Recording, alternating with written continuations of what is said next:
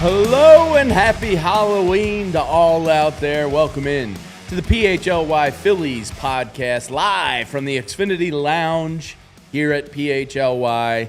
And of course, presented by our friends at Bet365, where it's never ordinary, and TrueMark Financial Credit Union, a staple of the Delaware Valley. Always good to have a credit union in your corner. I am Jamie Lynch, joined by Rich Hofmann. We got Julia behind the glass. There is no glass today, but she's there.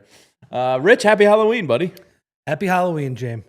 I am anxiously awaiting Lord Bezos's delivery of my Fred Flintstone costume, hopefully before 5 p.m. today, as Dad was a little late ordering a Halloween costume this year. I got guilted into it the other day. So, have you ever had a Phillies themed I Halloween had costume? actually just 2 years ago when vibes were high. I went with the Phillies overalls and a case Garrett of Stubbs? Yeah, Sure. case of Budweiser on my head. I'll have to see if I can find a picture to send to Julia. But yeah, I went as Garrett Stubbs. Not the biggest Budweiser drinker in the world. So the Budweisers lived in my fridge for, I think there's still some in there, to be honest with you. I've chipped away at it. You know, I do like a Bud. It's not really a beer I go multiples of. So it's hard to get through a case. I think was the smallest I could buy at the time. So there's still some Budweisers hanging in the fridge. Yeah. Well, I have seen the Garrett Stubbs costume. I always think of not a costume, but Chris Farley playing John Kruk on Weekend Update. That was a great one. Yeah. Yeah. But yes, happy Halloween to Molly and Barkley's life and Frank and Ray and everybody in the chat. I hope everybody has a great Halloween. A little bit later in the program, we're going to get into the blind ranking Halloween candy with Rich. It's an anniversary out there today, a great day in Phillies history.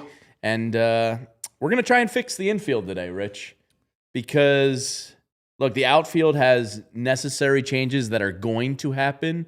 The infield is kind of like the inverse a little bit, where it feels like they're more locked into it. But if you're going to make some institutional changes for the sake of changes, I think the infield's where you have to address, particularly third base, potentially second base. Catcher's a free agent.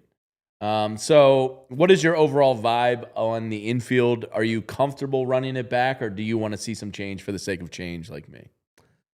Yeah, I mean, the first question is, does it need fixing? Because they do have everybody under contract. I think the two spots that you mentioned, the daycare guys who are now in middle age, Alec Bohm and Bryson Stott, we can have a conversation about that. I guess they're like first graders now, out of daycare. Not really true. I mean, they're vets, but not really like upperclassmen. We'll call them first or second graders now. Are you sure that they might be like middle schoolers now? They might be, yeah. I guess if you're judging it on the high school scale, yeah, they're probably middle schoolers. Well, and then if we also talk about the infield, like the entire infield as well, there's a question of, is JT Realmuto going to be back? Because he's going to be the most sought after player. I guess let's start with that. Let's start with that real quick. Okay. Because he is going to be the most sought after player, right? And Julia has the graphic of what you're going to be able to see today. We're going to talk a little Halloween, talk a little World Series, but first we're going to talk about the Phillies infield. You have JT Realmuto. It's easy to bring him back. It's comfortable. It's safe. It's relatively easy. Not that he's going to cut you a huge hometown discount, but I do feel like he's the type of guy that wants to continue playing here. He's 34 years old. He's near the end.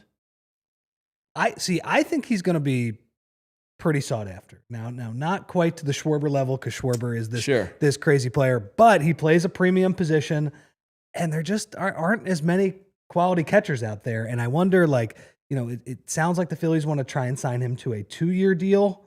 Does he try to get 3 years on top of it? I have no. I certainly believe that if the Phillies are in the ballpark with other teams, I think JT Realmuto would want to sign back here. I think so. Yeah, I mean, he's friends with a lot of guys on the team. He has been a leader in that clubhouse for a long time. I am a little worried about what that market is going to look like. Yeah, I mean, he's regressed slightly, but he's still a very good player. Oh, I want him back. Yeah. Well, it's risky, but I have a pipe dream. Well, let's hear it. I want to go steal Adley Rutschman from the Orioles. Well, and that's one of the few teams with actual catching depth, because the Orioles, they have Samuel Basallo, I believe. Yes, who they really like, and Rutschman only caught, I think, 88 games or 90 games this year. So he's kind of, when I did my research for today's show, I was looking at trade candidates, and Adley Rutschman is named in a lot of them. I feel like he's the type of guy in this ballpark. You get him in here. Maybe Kevin Long can get him back on track. He's still, 27? Yeah. To me, it's a risky play because maybe he doesn't get salvaged, but it's an exciting play. It's a right-handed power bat, potentially, that could fix some holes in the lineup. It's riskier than Realmuto, but there's more pop. There's a younger player. The question is, what does it cost you? What does it cost you? And also, it comes with some risk, too. Absolutely. Because JT, even though he had a pretty terrible September, JT had he was slow at the beginning of the year, started slow, had a great, it's probably around late June, he turned it on, and then July and August, he was really cooking. Tyler always brings up that game. I was at it against the Mariners where he hit that clutch home run after the bullpen fell apart. It just seemed like he was swinging a great bat at that point. He was hitting the ball into the gap, getting doubles, going the other way, all of that good stuff. Even with JT's struggles at the plate for, I don't know, even probably a little more than half of the season, he had a better offensive season than Adley Rutschman this past year. Absolutely. So as somebody who doesn't watch the Orioles, I'm not watching Masson every day to keep up with the Orioles, who had a very weird season, by the way. The fact that a couple years ago, they were basically the best record in the American League. And I had people saying their farm system is the best in baseball by a mile too. Yeah. And now both of those things have sort of gone downhill, and Adley Rutschman is part of that, right? I think people assumed, okay, they're set a catcher for the next decade. And now they have another kid because they did have a good farm system who has sort of leapfrogged him. Yeah, I don't know what's gone on with Rutschman over the past few years. I don't either. It feels weird. But the idea that I want JT back, and I would love, if you can get him back on a 2-year deal, I would be perfectly happy with that. So would I. Get some competence, somebody who, while not the greatest defensive catcher, the thing that he excels at to me is handling the staff. His staff loves the guy. Exactly. And that's invaluable. Not as good at framing pitches and that stuff. Pretty good, actually, I should say, pretty good pop time. His pop time's still up there. And throwing runners out. But the big thing that he's great at, though, is game planning and handling the staff. And considering that your staff, hopefully you get Zach Wheeler back next year, considering that's going to be the strength of your team, I think not messing with a good thing. They were, I got to say, James, from September all the way through the playoffs, we talk about how that Philly staff did an amazing job against Ohtani and really all of the Dodgers hitters. And, the top 3 guys didn't get it done at the plate, sure. But JT Realmuto is the guy who's game planning with that staff, along with it's him, Caleb Cotham. It's all those pitchers working in concert. I don't really want to break that up. That is a huge advantage for the Phillies. So I do want to bring JT back. I just would say, though, I'm a little worried that another team looks at that and says, I want that. What if we throw him kind of a balloon offer over the next few years? Yeah. Yams Play That Song says, I saw Dombrowski jogging in Center City today. I resisted the urge to call him a doofus. Good job. I really like that thought process. It'd be funny. You just walk by. It's a Halloween. He's out for a nice fall jog, and it's you doofus. Just walking through Rittenhouse. You doofus. Doofus is a good word. I mean, doofus is a good word, and yeah, while it's safe. Yeah, it's not too insulting. No, it's doofuses are lovable. No, it's a good. It captures the balance between insulting and like super offensive at the same time too. So I think that's good work. Yeah, if you actually would want to do that, let the doofus fly. That's fine. Why not? Yeah. I want to get your thoughts on this. I have a Zach Wheeler report. Okay. I know a neighbor of his. Oh wow, this is like boots on the ground report. Yeah, boots on the ground. No way journalistic at all, but I believe my friend who's a neighbor. Sure. Zach Wheeler is a noted Halloween decorator. Goes big. Oh, I love that. Yeah, it's great. Except on Wednesday, Zach Wheeler started taking down his Halloween decorations and putting up Christmas decorations. Okay, that makes no sense. Before Halloween? Before Halloween. My buddy said he must be going stir crazy in there. Mr. Wheeler is putting up Christmas lights today. So is Zach Wheeler doing this himself too? I believe so. He's the one doing that?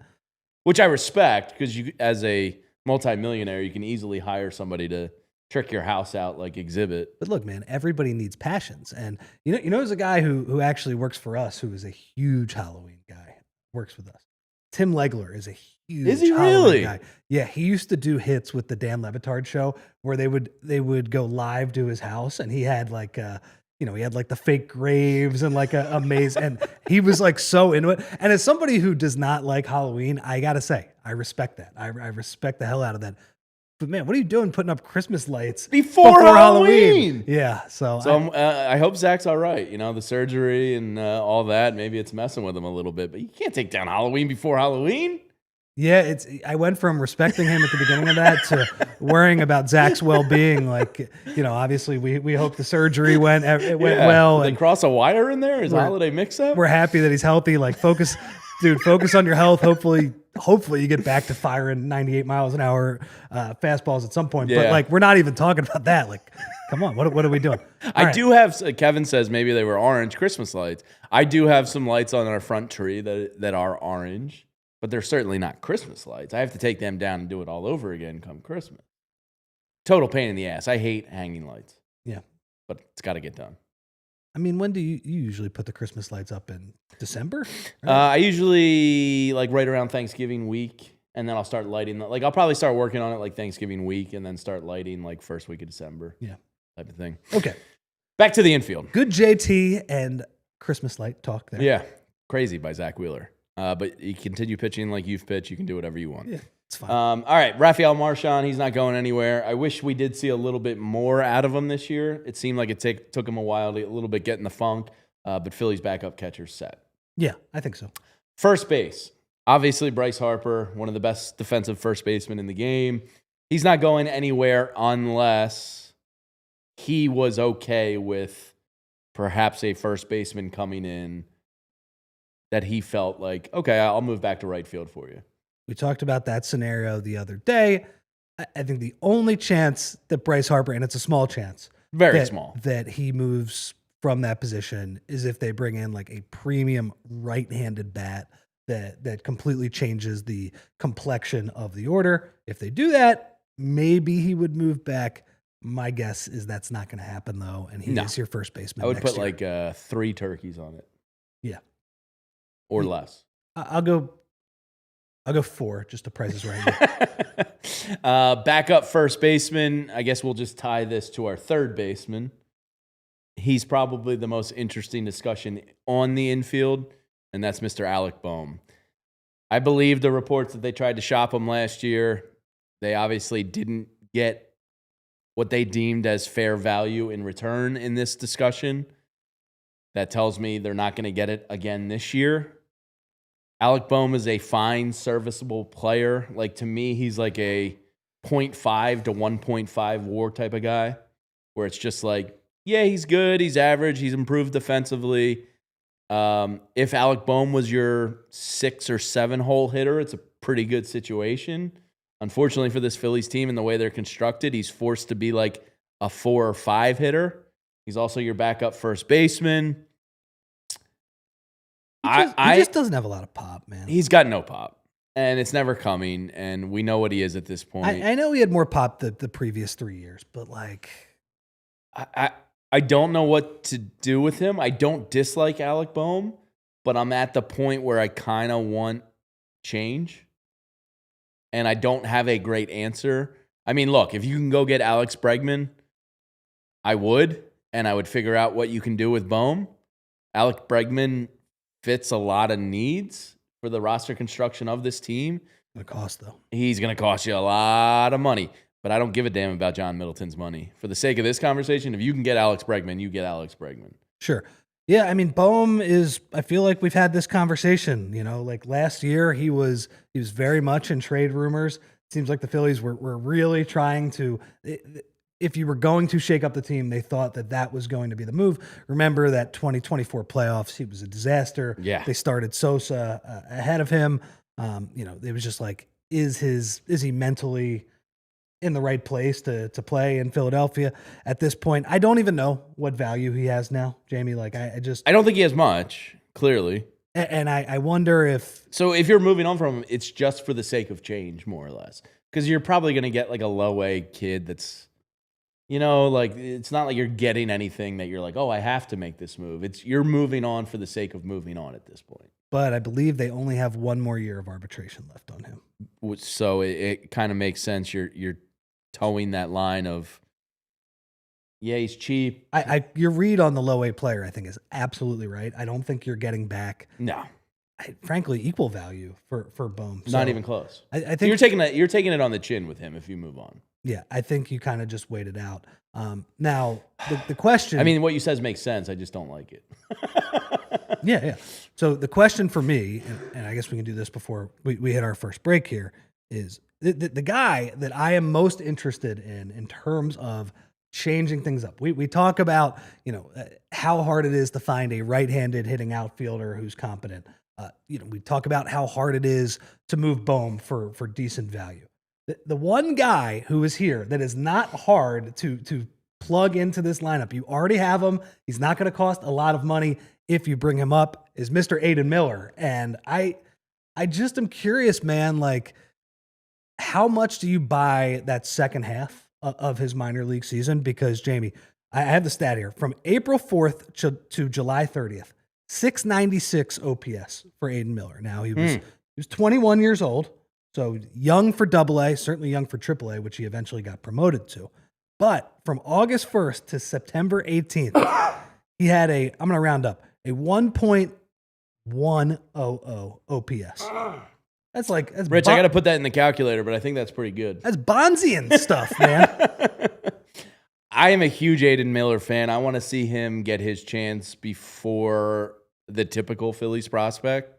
You can definitely talk me into Aidan Miller, like being up on the club.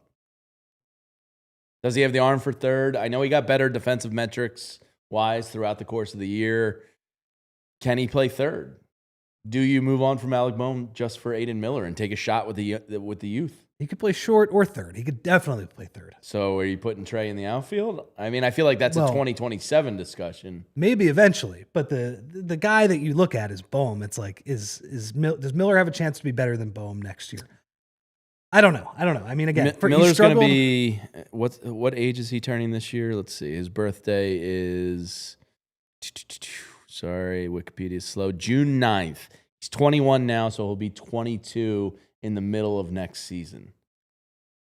That's rare air for prospects, like I'm not opposed to it. I'm just saying, I think the Phillies need to go into spring training with an open mind where if this kid knocks our socks off, like we're just going to bring him up. I'm with you. I'm in. Pat Ryan seems in. Elephant says, I still want to see him spend a couple months. Elephant in the Room says a couple months in AAA. I hear you, but sometimes when you know. So let's give it a shot. We'll continue this conversation on the other side, and then we got to get into the free agents and trade candidates out there. We got a lot on the table today. Hang with us on the PHLY Phillies Podcast. Let's tell you about some friends.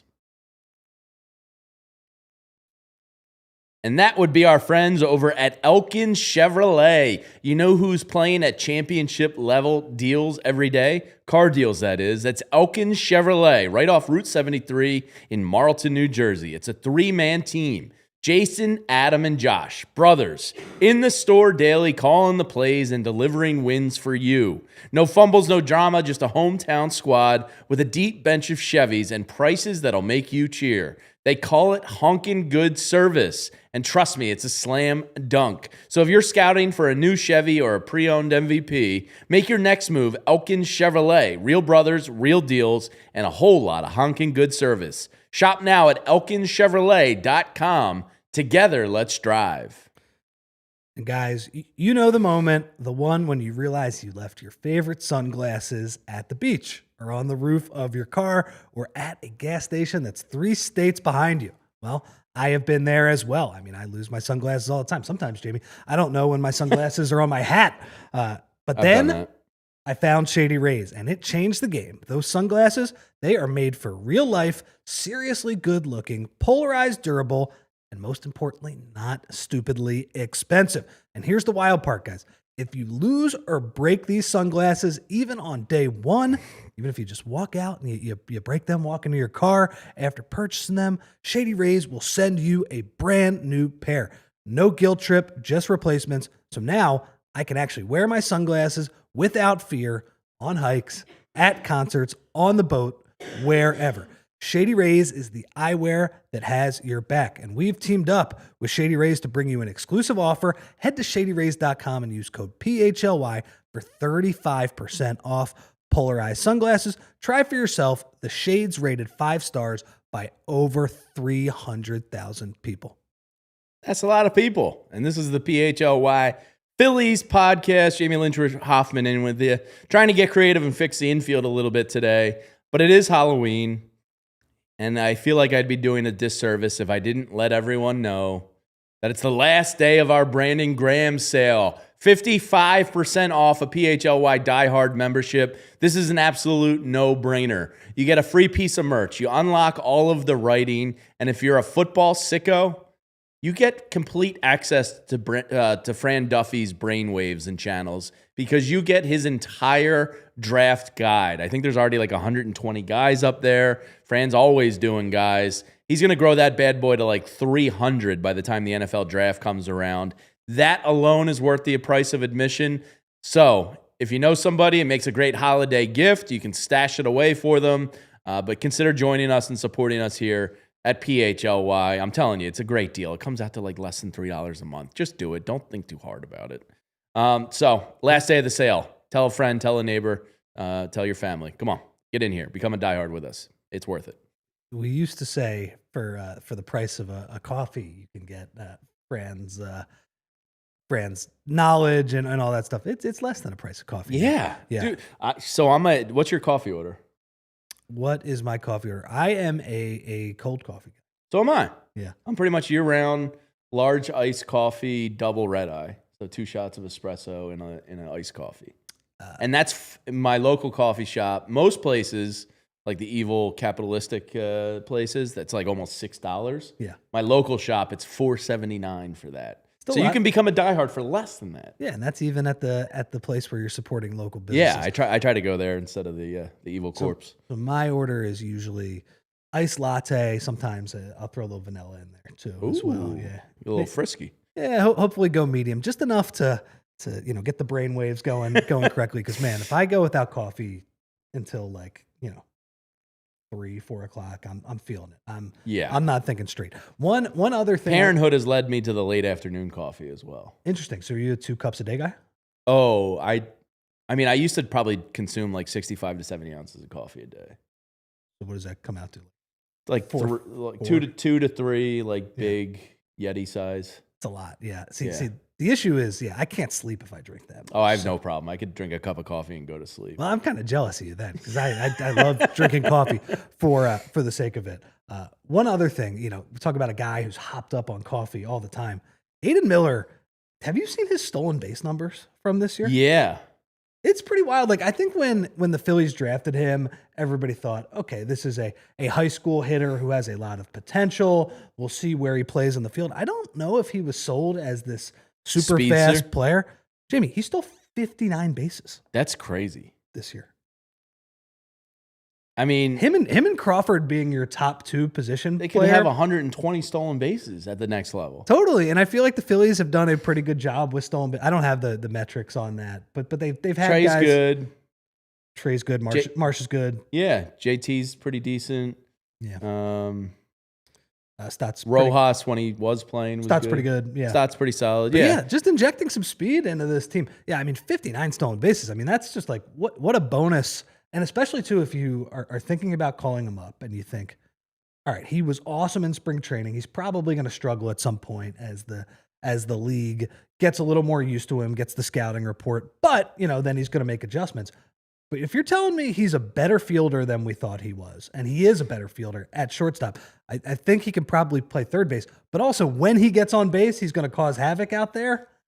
It's interesting. I mean, Alec Bohm, no offense, decent player, like you said, like a 1-win player, probably like, what do you think? Like the 15th to 20th best third baseman? I was going to say middle of the pack third baseman, yeah. In fairness, the slowest guy I've ever seen in my life. Like a ball gets hit into the corner, and Alec Who's Bohm, slower, him or Castellanos? They both run like they got pianos on their back. So I have a theory on this because my friends and I have talked about this all times. I think that's a good question, but I think there's a clear answer. I think Bohm is slower. Really? Casty is as slow as Bohm from a stop position. So when he's hitting, basically, I think they're about the same to first base. Like you hit a double play ball, or in their cases, like anything in the infield. You think Casty gets going a little bit? I think Casty first to home, like he starts really pumping those arms a little bit. I think he is a little bit faster than Bohm. Like Bohm on a ball in the corner, you're just like, oh man, like Dusty's he's just gonna hold him. Like that ball is stuck in the corner. And there's 2 outs, and yeah. So anyway, to upgrade from him to Aidan Miller speed wise. I mean, you're talking my language because I'm big on Aidan Miller. I want to see him sooner rather than later. So if they were to do that, I wouldn't hate it, Rich. It's just an interesting variable. Yeah, sure. Okay, Trea Turner is pretty much locked in at shortstop, as we know. Edmundo Sosa is kind of an ideal bench piece. Totally. He isn't a full-time starter, but he's excellent in a bench role. So no complaints there. Love Edmundo. I think he's in his final year of arbitration upcoming. So I want to say roughly $7 million. So like that's steal. Yeah, it's a bargain. I do think Stott's an interesting conversation. He turned it around a little bit in the second half, but that first half, he was rough. Pretty rough at the plate, man. I mean, I don't know if you're pulling up the numbers on him, but like his first half of the season. OPS was probably in the 6s. Oh yeah, it was. Yeah, like 630, 650 range. Like low. Yeah, like it was bad. And you heard all offseason that he played through an elbow injury and he was hurt and this and that. And 2 years ago, I mean, me and Tyler were sitting here like, can this guy compete for a batting title? Like he has such good command of the strike zone. He gives you such good at bats. He works pitchers. He was coming off, the big playoff home run. He showed up on the big stages. And then the past year and a half, sans the last 2 months of last season, you were like, man, where's that guy? Is he gone? Now he's probably a guy that has better value than Bohm around the league. Sure. He's a good player. I don't dislike Bryson Stott at all. I still think there's potential he becomes that guy from 2 years ago. But if they were to move on for some reason, which I don't think is likely, I don't think I'd put up a stink.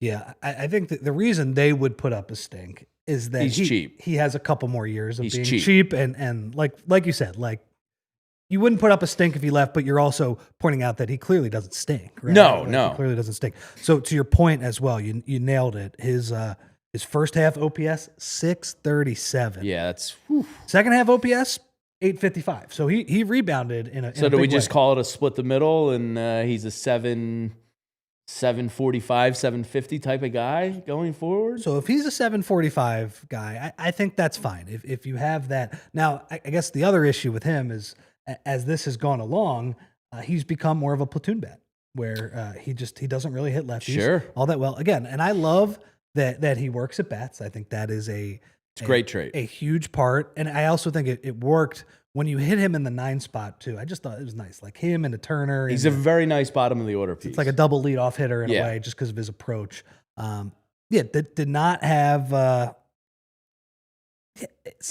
It's tough because in 2023, right, he had come off a pretty strong October playoff run the year before when they made it to the World Series, and that year just felt like he was hitting everything with 2 strikes, right? And he was just dumping it in to left he was field. spitting on balls on the outside of the zone. Like he just had what you thought it took to become this great hitter. He talked about how he changed his approach because again, that stuff I thought, okay, like he had a 747 OPS in 2023. You're right. He had the big home run against the Marlins, awesome. right? Place went nuts where he jumped on a fastball. And that was a big home run too, because he broke his tendency where he swung at the first pitch and he was like ready to pull the ball. So he realized at some point, and what was it? The elbow injury that he had. Mm-hmm. He had kind of been dealing with it for a couple years, right? Like where at the beginning of the 2024 season, he starts out real strong, takes a funny swing in Miami, and is just not the same player after that. He got back to being. I mean, the way he played at the end of the year, that was the best we've ever seen from Bryson Stott. It was a different approach than we have seen it as well. He kind of talked about it with reporters. He's like, yeah, I just try to pull everything now. He's like, I just realized like the way I was trying to do it where, you're trying to just flip the ball into left field. Yeah, I can do that sometimes. I'm a talented bat the ball guy, but like, no, I got to be more of a modern hitter at this point. And it certainly works. So yeah, I think you keep Bryson Stott for this year, but you probably have to, if it's not a straight platoon, I think like Sosa's going to get a lot of the at-bats against lefty pitching. Yeah. And then to round out the infield, I guess we have old Otto Kemp, who gets the Tough Guy of the Year award because it turns out was it a patella he was playing through a torn patella tendon this year, which is pretty wild off the top of my head. I didn't re-look up the injury, but it just came out recently that he played the season through injury. So Iron Man of the Week. I like Otto Kemp. He's got a funny stash, good baseball stash, versatile player. It was a fractured kneecap. Fractured kneecap. Oh, that's got to. I almost cursed. No, that's got to hurt. So Dave Dombrowski spoke very highly of Otto Kemp at his postseason press conference. It kind of got buried underneath the shade he threw at Bryce Harper. I like Otto Kemp. I think as a bench bat, he's fine. Not a very good defensive third baseman. No. I love that he's willing to get hit by pitches. I absolutely love Lean that. into it, Dorn. He does it. Man, he's the best since Chase Utley. He'll just get hit. If you throw an inside fastball, guess what, man? That's a base for the Phillies. No more of that Olay, Dorn. But anyway, having him as a that's not a bad Lou. Yeah. Do we know a last name on Lou? Luke Collins? Sure. From Major League? Yeah, with the mustache. Yeah. So that's the infield. All right. So let's get into the reason we preface the conversation with that is because on paper, the infield is locked in, right? Like if Bohm or Stott were to be moved, you'd have to have somebody in mind that was worthy of making the move. Obviously, Alec Bregman's on our thumbnail today as the Red Sox Devil. He would be a guy. Forget about the money conversation. If you can get Alec Bregman, buy Bohm. Alex Bregman. You keep saying. I keep saying Alec. Berg. Alex. Well, it makes sense though because he would be replacing Alec Bohm. Alex and Alec. It's like the Seinfeld. Alec Berg. Yeah. In my head, Alex Bregman is Alec Bregman. Sure. Even though I know I'm wrong. It's just one of those things I can't correct. Like to me, the Astros are still a National League team, and the Chargers are always going to be in San Diego. Yeah. So I just can't get over some things. Very dumb brain. And the Lakers still play in Staples Center, and the Steelers still play in Heinz Field. Yeah, exactly. So if you can get Alex Bregman, then buy Bohm. Like you move on. So let's take a look at some of the free agent, I guess, sexier names out there that could, and obviously we included some first basemen as well because, look, we talked about Bryce Harper. He would have to be okay with it, but if he was okay because Pete Alonso is a Scott Boras guy, and Scott says, hey, Bryce, Phillies are giving him the best offer. We really want him in there. He's going to give you protection. He's going to help you out. With, maybe. It's a less than 3% chance, as we both said. Pete Alonso would make me unhappy, but he would fix a lot. It's like one of those. That's the move that Bryce would have to go back to right field. Like I would hate it, but I would recognize a right-handed power bat in this park. Like that guy's probably hitting 45 home runs here. Yeah. Easy. And he's probably going to have 115 to 20 RBIs. Well, that also, but it's gross. When you bring up the big money names like Bregman, like Pete Alonso, I think you also have to wonder, does that mean no Schwarber? I would assume so, which is a tricky conversation because then you have the DH that you have to address. Rhys Hoskins has a mutual option left with the Brewers. You want to run back Rhys. There's guys like Josh Naylor out there who was like a close to 5 WAR player last year. I like those infield names, man. They're better than the outfield names. Yes, they are better than the outfield names, and that's why we have to get creative with fixing this infield. Julie, if you don't mind flashing that one more time for the good people. Bregman is on there, RF, because I think does he have an option on his deal, a mutual option? I think he's not officially a free agent. Then you have Luis Ariz, Gleyber Torres, Brandon. Now, is he Low or Lau? Because there's a Low and a Lau in the league, and I always forget which one is which. I think this might be the Lau. Willie Castro, Alex Bregman, Eugenio Suarez, Max Muncy, and Paul DeJong are some of the bigger names out there for infield on the free agency list. Anybody strike your fancy outside of the pipe dream guys? Yeah, I mean, you mentioned Naylor, who's pretty good this year. Really good, I would say. I mean, Suarez was the biggest bat that was moved at the trade deadline as well. But I think we had that conversation back in July. It's like, all right, well, then you have to basically move all the puzzle pieces around. He has to play third base. Look, I think ultimately, James, we're probably locked in. We're probably locked in to this infield, but you're right. Like those names, they look better than the outfield names for sure. Like there are 4 or 5 guys, Muncy, multiple guys where you would be at least a little bit intrigued by their ability to play in the infield and put up big numbers at Citizens Bank Park. It's just the Phillies are more set in the infield. The outfield is clearly the spot where they. If they're going to make an external addition, it's probably going to be there. Yeah, and Yo Mama says Eugenio is going to make bank. Yes, he is. Well, then you're probably not going to get him. Yeah, probably not. But we can dream. Roster construction is all about dreaming. All right, on the other side, let's take a look at the trade candidate names that are out there. We still got an anniversary to celebrate. We still got some candy to talk about. But let's tell you about some friends of ours here at PHLY.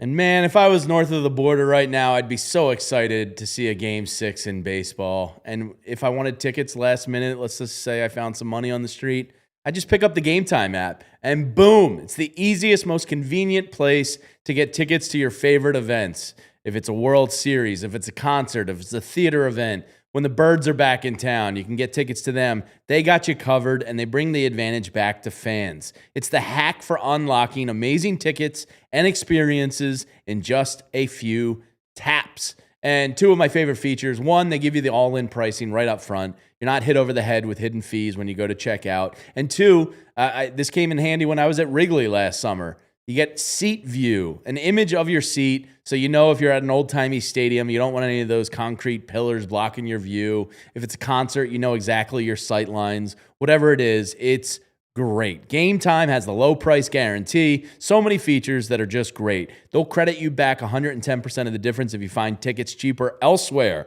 And the Game Time ticket coverage plan is the most flexible customer service policy in the ticketing industry. So take the guesswork out of buying MLB tickets with Game Time. Download the Game Time app, create an account, and use code PHLY for $20 off your first purchase. Terms apply. Just create an account, redeem code PHLY for $20 off. Tap, ticket, go. Download the Game Time app today.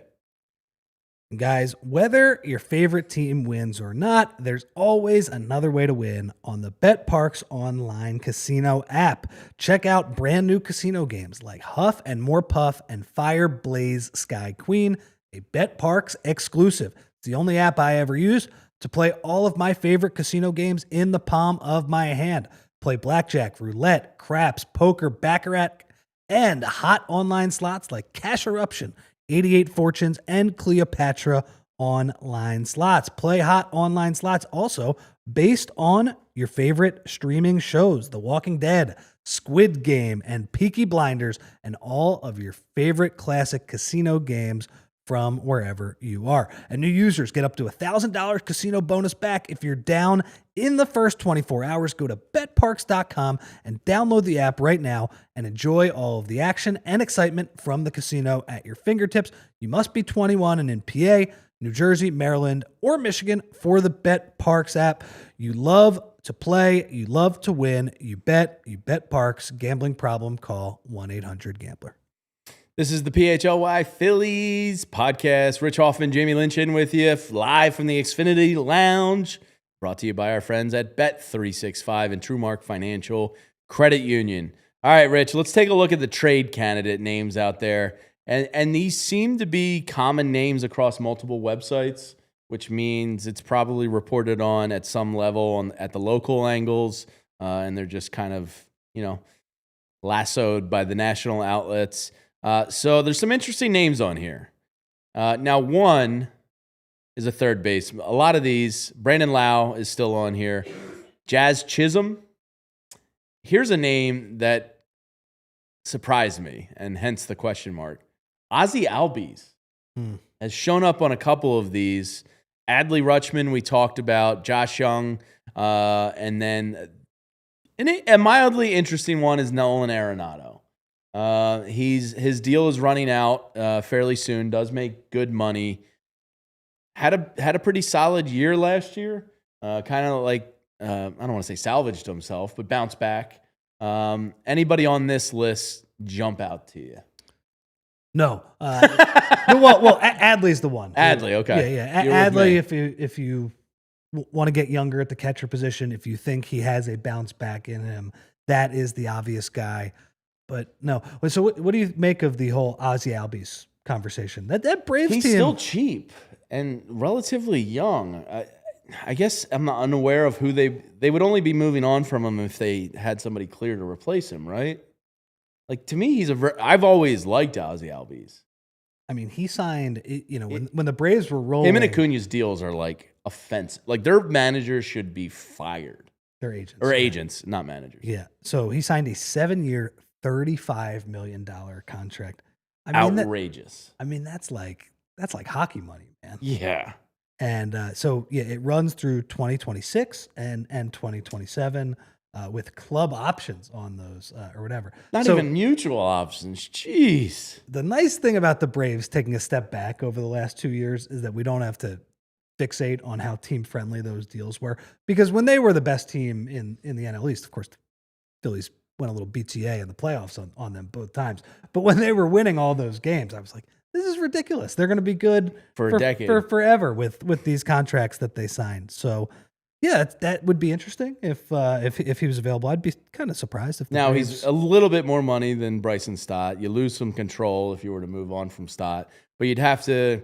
I guess the conversation would really come down to like, what could you get for Bryson Stott to supplement what you're giving up for Albies? You know what I mean? I don't think it makes a whole lot of sense. It's very unrealistic. But I wouldn't say no to it if the Braves called me and were like, hey, we got Ozzie Albies, and he looked good in pinstripes. What do you think? Still 29 years old as well. I think Arenado, that's one that always gets mentioned. It gets mentioned with other teams besides the Phillies as well. I'm not as interested in that. His numbers at the plate kind of stink. Yeah, he's gotten worse since he's been in St. Louis, no doubt. And Ray in the chat says, for the money, I'd rather keep Bohm than a rapidly aging Arenado.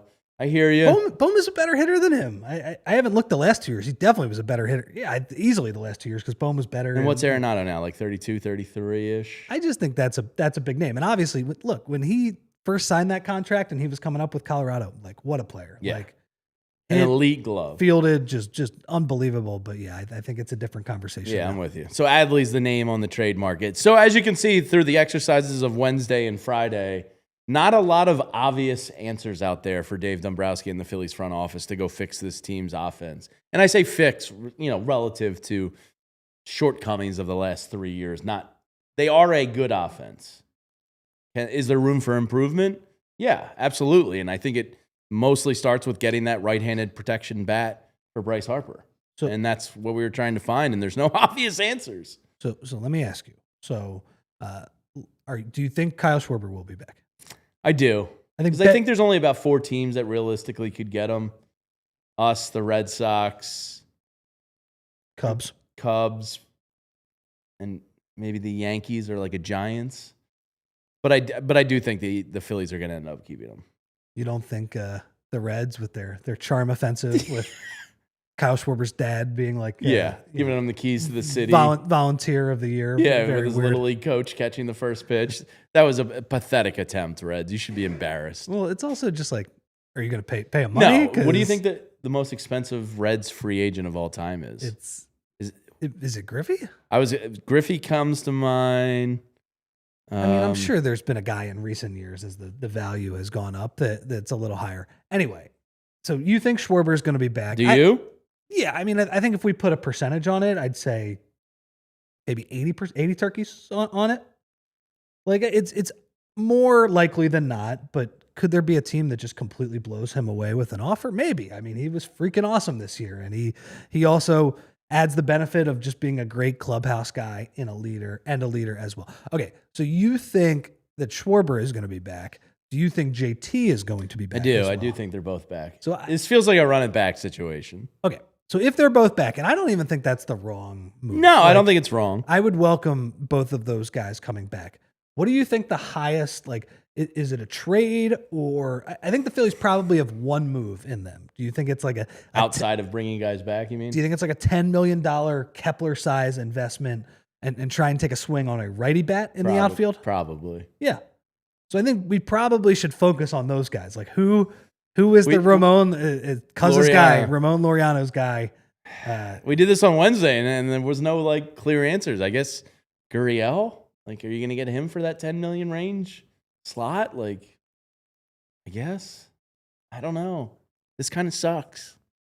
It is true though. Like look, this team, they were awesome in the regular season. They continue to win more games than they have in previous years. But yeah, I do think like one more bopper in the middle of the lineup, a righty bat is just, I think it would change the dynamic of how they're pitched to in the postseason. And that's like, look, I don't think this team needs like drastic changes. And look, we're also dealing with a window. It was the Wheeler window. I don't even know. It's TBD now if he's part of that. Wheeler has the contract over the next 2 seasons. I mean, if you're running back Wheeler, which you will be, Wheeler, Sanchez at the top of a rotation, Jesus, Nola, and maybe Andrew Painter, like you're going to be up there competing for a World Series again. It's just you need that freaking protection for Bryce Harper in the worst possible way. And you got to hope that Justin Crawford hits to a degree, that Aidan Miller especially hits to a degree. And then, Andrew Painter as well. Then you'd be able to bridge the gap a little bit. Yeah, right? absolutely. Then you'd be able to wait for some of the younger players to come up. Gage Wood. I feel like Gage Wood, we'll see what happens. I feel with like him. we'll see him next year. He's a fast riser. Yeah, absolutely. Yeah. So, all right. There's guys there. Anyway, yeah, I do think it's more of a run it back type of season. Yeah, I think it is too. Which isn't the worst thing in the world. This isn't a sky is falling exercise. It's a exercise of can we find the right-handed back to protect Harper in the lineup? And it's not going to be easy. And look, we didn't talk about the pitching.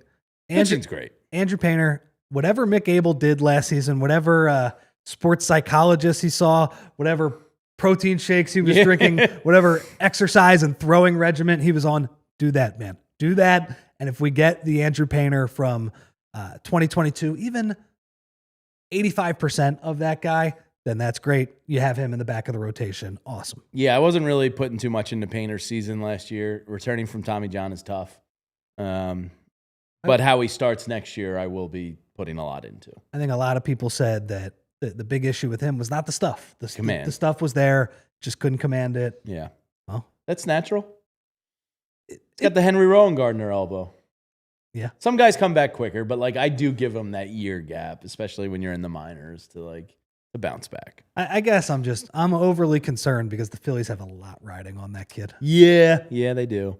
All right. On the other side, we have the big takeaway, and it's a fun one. And we're going to blind rank some Halloween candy. Rich is going to be on the hot seat, but we got to tell you about some friends of ours before we do that.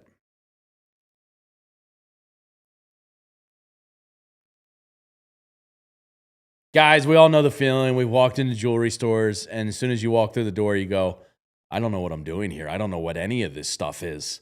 Somebody help me. Well, the Bucci's are here to help you because there's nothing worse than feeling like you're drowning. You're thinking, what's the difference between that diamond? What if she doesn't like it? What is her style? Yeah, it's stressful. And that's why working with Joe and Michelle at Bucci's Jewelry and Design has been a game changer. These guys, they make the whole process seamless. From the minute you walk in, they treat you like family. They listen to you, they figure out what she's going to love, and they have their team design something completely custom right there in-house. And there's no pressure, no pushy sales vibes, just good people who love what they do. And the end result is something you're proud to give that partner or loved one of yours, and they're never going to forget it. So the next time you need that perfect piece, go see Joe and Michelle at Bucci's Jewelry and Design. 30-plus years in the game, voted Phillies *1 jeweler year after year. Over 5,000 five-star reviews speak for itself. Check them out today at buccisjewelers.com and tell them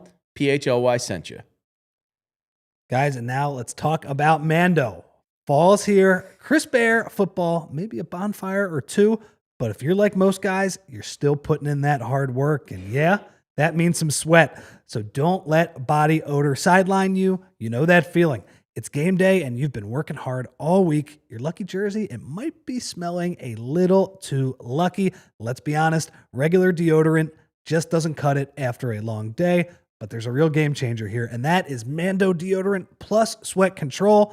This isn't just a cover-up. Mando is one stick, two jobs, powerful odor, and sweat control. It actually stops odor even before it starts. No masking, just freshness. And Mando's starter pack is perfect for new customers. It comes with solid stick deodorant, cream tube deodorant, 2 free products of your choice like mini body wash and deodorant wipes, and free shipping. And as a special offer for our listeners, new customers get 20% off site-wide with our exclusive code. Use code PHLY at shopmando.com for 20% off site-wide and free shipping. That's shopmando.com. Please support our show and tell them that we sent you. Mando's got you covered with deodorant plus sweat control. Say goodbye to sweat stains and hello to long-lasting freshness. PHLY Phillies Halloween edition. Jamie Lynch, Rich Hofmann with you. All right, let's get to today's big takeaway. Brought to you by our friends over at Xfinity. Don't get fanfish. Get the Xfinity set up at home. Come on. Don't be like Bo. Don't have a fanfish set up and invite people over. All right, today's big takeaway, Rich. On this day in 2008, I think I had maybe the best day of my sports life. And I don't think I was alone in that. I think you were right there with me. I know Julia was. And I know every Phillies fan out there was. Because winning the World Series was awesome. But being at the parade and taking the subway or the regional rail. No, I was in South Philly at the time. No, I was in Roxborough at the time. So I did take the regional rail in. Took the regional rail into the city. Backpack full of beers. Got off in Center City and walked Broad Street down to the stadium. I did the same thing. That's a long walk, man. It is, but it was such a great day outside, and going into the stadium and hearing World Bleepin' Champions happened on this day in 2008. And let's listen to a little Harry, courtesy of our friends over at Phillies Tailgate for capturing the footage.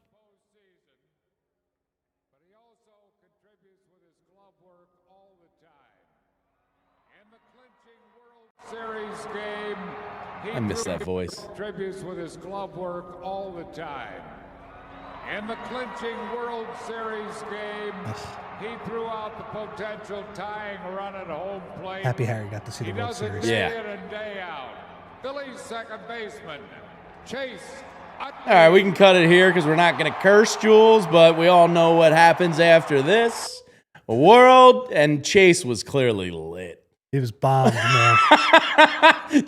I'll never forget Jason Worth with the big red Hulk hand behind him, laughing his ass off because Utley clearly was feeling no pain. And he's clearly a guy that curses from his mic'd up home run derby 2 years later. But like, he was so quiet and reserved to the general public. To see him let loose like that and have a great time up there, it was awesome. What a day that was. So, I mean, he was absolutely bombed. I got to say, we should probably power rank the Philly sports athletes at championship parades, how drunk they are. I'll put up Jason Kelce 2018 Absolutely. there, and I'll also put up Nolan Smith. Nolan Smith was on another planet. 2025. Quinyon. Yeah, James Bradbury, best play he had last year was shielding Quinyon away from the TV cameras because he was going to be speaking another language. So the difference between Chase and Quinyon and Nolan, in fairness, Chase a little bit older, maybe he's able to handle his liquor a little bit better. Yeah, those guys could barely stand. Yeah, they were. So Jamie, beautiful day. I did the same exact thing, but I actually was in school in New York. Oh, you came down. And Good I had effort by you. Yeah, I had an 8:30. I was pretty young, so you don't get the good classes in college. Had an 8:30 a.m. class for that day. Had multiple classes, and at some point I realized I guess it was like Wednesday. Did they win on Tuesday? That feels right. They might have won on Tuesday, and on Wednesday I was like, I'm not going to go down for the parade. Was it Friday? It was the parade was definitely on Friday, Halloween. At some point I realized like, oh yeah, I'm just going to go down. Maybe they won on Wednesday. Anyway, at some point I realized in that intermediate period, like, I got to go see this. Come on, Philadelphia has never won a championship in my lifetime. Haven't won one in 25 years. I mean, all credit due to the Philadelphia Soul, who I think had won the previous year. John Bon Jovi downtown. Who is their quarterback? Oh, I know this name. It's in my brain. I hate that I know this. Who is it? It's in my brain somewhere. I can't pull it right now. This is so bad. No, it's not. I know it too. Tony Graziano. Yes. He was a machine. But yes, Rich, that's why the day was so great, because I had come to the point in my life where I had accepted that I was probably never going to see a parade. Yeah. And it was like it was surreal, because it was like being at an event I never thought was going to happen. And it was just so full of elation and joy. I kind of felt the same thing in the 2018 Super Bowl parade, because I had also accepted that the Eagles were never going to win a Super Bowl. Yeah. Because I'm one of those people, like, expect the worst, and then when it's better than that, it's the best. So I had expected no parades, and that was fun. For the Eagles parade, it was a little different. I was working. I was kind of interviewing people in the crowd. I mean, I was having a great time as well, but was not like actually part of. I was up on a platform. It was also freezing that day. But yeah, so went down the night before.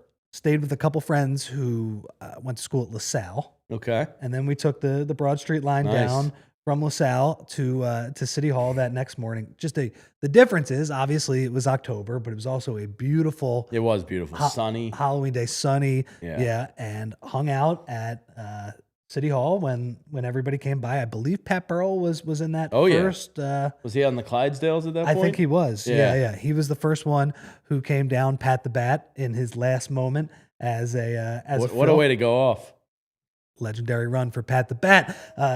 So he, and then we walked straight down all the way to the stadiums, which, I didn't really know, like. Was that like 4 miles? Philadelphia as well. Yeah. I mean, and again, the backpacks had some beers in there. I got a kick out of it. I was drinking a beer at one point, and I did not have a container like to put them in. So a cop just ripped it out of my hand and threw it down. Didn't do anything else to me. Yeah. Just like, or whatever, just took it away. So that was a fun moment. Finished some other ones without a cop seeing us, because again, there was a lot of people doing the same thing as us. And I actually heard the world effing champions from outside of the stadium. Ray said I could. Did they have speakers set up outside? They might have. It was loud. I remember it being loud. Yeah. And I remember hanging with some friends on. It might have been on Darien Street, sort of right outside of there, and you could hear what was going inside. I do remember some people, like, that's different from the Eagles parade because it went the opposite direction, and that people said, I actually got tickets to Citizens Bank Park for the speeches and everything. That was a ticket. I didn't have those tickets, but I heard it from outside, and I heard everybody go nuts. Then later that night, the next day, you kind of see what had happened. Yeah. And what an awesome day. What a day. All right, let's send it to overtime and do some candy blind rankings. Thanks to Xfinity for the big takeaway. What a fun memory that was. All right, Rich, blind ranking time. You know how it works. You're going to get thrown 10 candy types, and no particular order, and you have to rank them without knowing what's coming next. We're turning into the Zoomers, man. We're like those the SNL skit. They're like, cereal is fire, candy is fire. It slaps. Yeah. I did a veteran dad move this year because in the past I try to get the candy early so I can get what I want to give out to the neighborhood kids, but then it's in the house for too long and I end up eating it like 2 weeks leading up to Halloween. So this year I held out until Wednesday.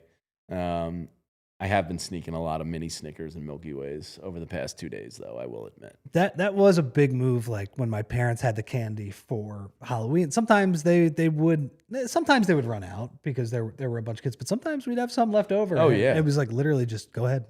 Yeah. Go ham over the next few weeks. I had a bag of Nerds that I was hiding in the downstairs freezer away from my wife that was left over from last year. She's like, why don't you donate those or give them away to somebody? And I was like, yeah, huh? And I just kept them in the basement and eat some late night Nerds all the time.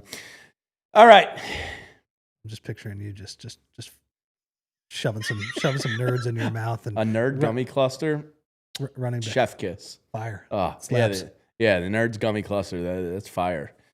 For real. All right, Rich. Your first candy. You got to put 1 through 10 somewhere on the list. Let's start off with Babe Ruth. Babe Ruth. Oh, man. Just slept on candy. I think Babe Ruths are delicious. Yeah, Babe Ruth. They got the nougat. Yeah, they got the nut. Little nut. I think. Is it Baby Ruth? Yeah, it's definitely Baby Ruth. I don't know why I was saying Babe Ruth, but yeah, definitely Baby Ruth. I wrote down Babe Ruth. That shows you how many Baby Ruths that I've had. I don't know it quite as well. I thought it was pretty good. I'm actually going to be pretty conservative with this and put it at. I'm going to put it at 7th. Okay. All right. Number 2 for you, the Hershey bar, whether plain or almond in it, the little mini guys. Okay, that's going to go higher. That's just absolute classic. Hershey's milk Aidan chocolate. Lynch's favorite, the almond. Yeah, that's up there for me. The almond's better than the milk chocolate. That's going to go up there for me. I'm going to go 3. With Hershey, a lot of respect there from Rich. One of my personal favorites, the Haribo, or I guess any gummy bear varietal. I'm not as big of a gummy guy. No. I mean, are there other types of gummies that maybe? But yeah, no, I'm not as big on the gummy. Just sticky. Is this a potential 10 spot for you? Nah, no, not a 10 spot. I am going to go, because again, I think there's going to be some of the sweet stuff I'm not as big of a fan of. I'm going to go 7th for the gummies. Isn't that what you gave? I gave Baby Ruth. Let's go 8 then. 8, okay. Let's go with a classic. Snickers. Up to you if you go full size or bite size. Don't really care, but any size varietal of Snickers there. I think that's right in the middle. Number 5. Wow, yeah. Snickers with the disrespect. I mean, look, I think Snickers is something, again, when the Hofmann family, when they had some leftover candy, Snickers tended to be one that was in the... Oh, really? I'm going... Snickers is top 3 for me, I think. Is it? Really? Yeah. It's good, though. It's good. It's good. It's better than some of the sweet stuff, for sure. I don't know exactly what you're going to give me for this. Yeah. The point of the blind rankings. That's the hardness of the blind rankings. All right, this is a classic. Almost every home has this. The Kit Kat. Oh, yeah. Oh, man. So I went 3 for Hershey. I might go 2. Wow. Kit Kat gets the 2 spot. I will say this about Kit Kats. I enjoy them more out of the freezer. Oh, so good. So good. No, it's that crispy wafer. It just kind of eviscerates. Yeah. Let's go with one of my favorites, the Take 5. Where does the Take 5 bar fall? And now this is a newer generation candy. We didn't grow up with Take 5s, Rich, but they've taken the candy game by storm. I mean, they got the pretzel in there, a little bit of the peanut butter, the chocolate. It's got it all. It's a complete candy. Yeah, big fan. Big fan of that. Do I want to go 1 with it? I think. It's in 1 contention? No. I think. Damn, I've put myself in a tough spot here. Yeah. I think I'm gonna go 4 for that. 4. All right. Butterfinger. Okay, good. Yeah, I like a Butterfinger, but the way it messes. It cakes on the teeth so bad with the teeth too. So I have no problem moving that down to. I don't have 8 available, so I guess putting that 9 is fine. Okay. Yeah. Let's see. We have Nerds, gummy clusters, the classic box, whatever you choose. That's 10th for me. Oh, Nerds! And then I know you were holding out number 1 for this guy. The Reese's Cup. I was hoping. Yeah. The Reese's. All right. I know you were protecting the cup. So, like all blind rankings, there are a few things I would switch around in retrospect, but I would have this number 1. It's just the Reese's Bar Classic, my favorite one. I tried to hold out knowing that you were a Reese's Cup guy. I was waiting for it. Yeah. So that's I think we got everything on there. Yes, that was all 10. All right. Good job by you. Look at Julia with the graphic. Julia with the fast work. Appreciate that. Wow, that is fast work. That's great. That's great work by you. So if I keep that up, Jules, as I walk through this, my personal ranking here would probably go, I think Take 5 1, Reese's 2, Snickers 3. So you're a big Reese's guy then. Yeah, I guess so. I love a mini Milky Way too. I don't want to sleep on that. Butterfinger, I'm going 10. I'll work back. Gummy Bear, I'm probably going 4. Milky Way 5. Baby Ruth 6. Hershey Almond 7. Not a big Kit Hershey. Kat 8. That's our disagreement on that. The Hershey and the Kit Kat. I might flip-flop the Kit Kat and the Almond Hershey there. I love a Kit Kat. Don't get me wrong. It's just not better, in my opinion, than the others. It's just Butterfinger 2 is it's. I don't hate the taste of it, but it just is. It's the after effect. It's the after effect, yeah. Right? And that's the most important part. Who do you associate with Butterfinger? Who do I associate with Butterfinger? Should I be associating somebody with Butterfinger? I think so. Julia's not in her head. She knows where I'm going with this. Where are you going? Bart Simpson. Mm-hmm. Oh, yeah. Yeah, Bart Simpson. So, Jamie, you didn't have enough non-chocolate options on there because I don't like chocolate. So I would be like Gummy Bears number 1, Nerds 2, and then the rest. What else would be Julia's in your the opposite of me. wheelhouse? Starburst, Jelly Beans. That's a good one. Jolly Ranchers. Jolly Ranchers, I feel like I'm Laffy going to rip a Taffy. filling out. Laffy Taffies are... They're They be fire. They be fire. I think you quoted them verbatim. All right, that's going to do it for us here today. For Julia, for Rich, myself, everybody have a great Halloween out there. Keep leaving your favorite candies in the comments. Love that. And don't forget, before we get out of here, last day of the Diehard sale. If you or somebody you know isn't a diehard, you want to support us here, it's the best way to do it. Makes a great holiday gift. You get Fran's draft guide. You get all of our writing. You get some free merch. You get to join our Discord community. It's a no-brainer. It's a great deal. I promise you're not going to regret it. So from all of us here at PHLY, have a great Halloween, happy, healthy one, all that good stuff. Tyler's going to be back next week. And thanks for hanging out with us this week. Hit that thumbs up button before you get out of here, and we'll see you soon. We all silly like the mayor.